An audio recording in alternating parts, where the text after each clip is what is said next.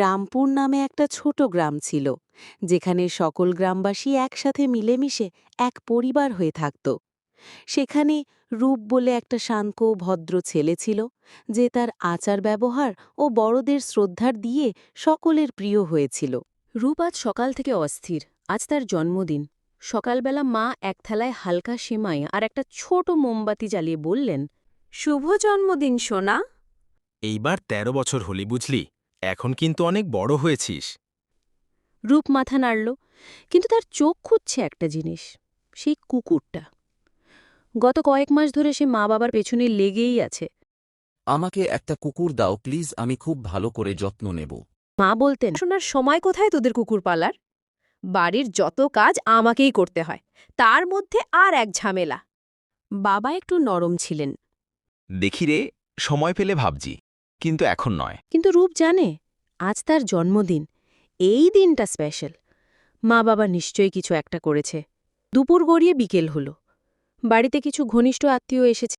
Cake কাটা হলো, ছবি তোলা হলো, তবু রূপরে মন পড়ে আছে এক জায়গায়। তখন তার বান্ধবী মিষ্টি এসে বলল, তোর জন্য একটা সারপ্রাইজ আছে। কি রে কি? আয়, বাইরের গেট পর্যন্ত আয়। রূপ দৌড়ে বেরিয়ে গেল গেটের দিকে। সামনে দাঁড়িয়ে বাবা, আর পাশে একটা সাদা কালো ছোট ল্যাব্রাডর পাপি। কুকুরটা লাফ দিয়ে রূপের সামনে এসে বসে পড়ল। বাবা বলেন, হ্যাপি বার্থডে সোনা। থ্যাংক ইউ বাবা আমায় একে গিফট করার জন্য।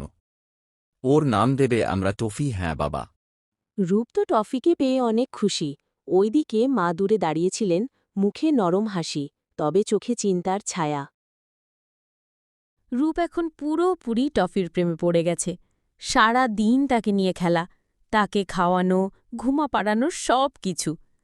মা প্রথমে একটু বিরক্ত হলেও এখন রূপের আনন্দ দেখে কিছু বলছে না।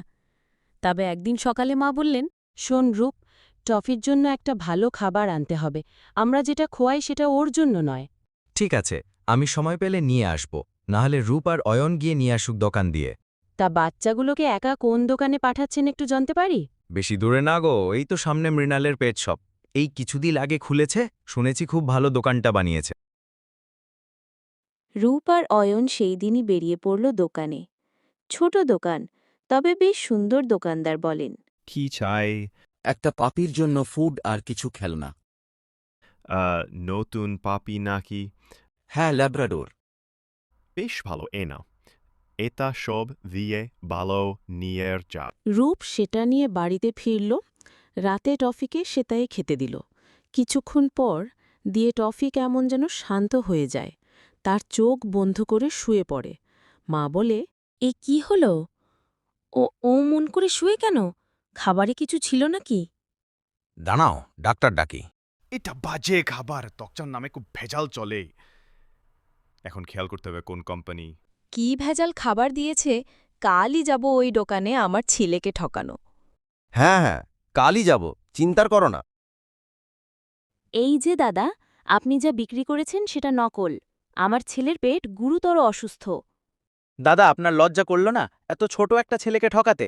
আমার দোকানের সব জিনিস ভালো। আমার দোকানে কোনো ভেজাল নেই। আপনারা আমরা বদনাম করছেন।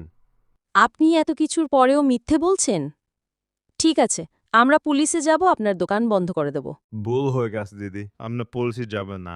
আমি আর ভেজাল জিনিস রাখবো না। আর আপনার পেটের ডাক্তারের খরচও আমি দিয়ে দেব। প্লিজ কাকে বলবেন না। ঠিক আছে, মনে থাকে যেন। এখন টফি পুরোপুরি সুস্থ। মা রূপকে বলে, তুই তো সত্যি বেশ দায়িত্বশীল হয়ে উঠেছিস রে। টফিকে যত্ন করছিস খুব। আমি তো বলেছিলাম মা, আমি ওকে ঠিক দেখে রাখব। ঠিক বলেছ গিন্নি, জন্মদিনের উপহার নিয়ে অনেক ঝামেলা হয়েছিল, কিন্তু বলো তো সবশেষে আমরা কি শিখলাম? কি শিখলাম গো বাবা? শিখলাম ভালোবাসা মানে শুধু খুশি নয়, দায়িত্ব। যেমন তুমি টফিকে ভালোবাসো, তেমনি ওর সব রকম যত্নও নাও, বুঝলে? রূপ, ওই রূপ আমরা যে ভিডিওটা ইউটিউবে দিয়েছিলাম না, সেটা ভাইরাল হয়ে গেছে। কি বলছিস রে মিষ্টি, সত্যি? ইয়া কি মজা! তাহলে এখন তো আমাদের টফি ইউটিউবে ফেমাস।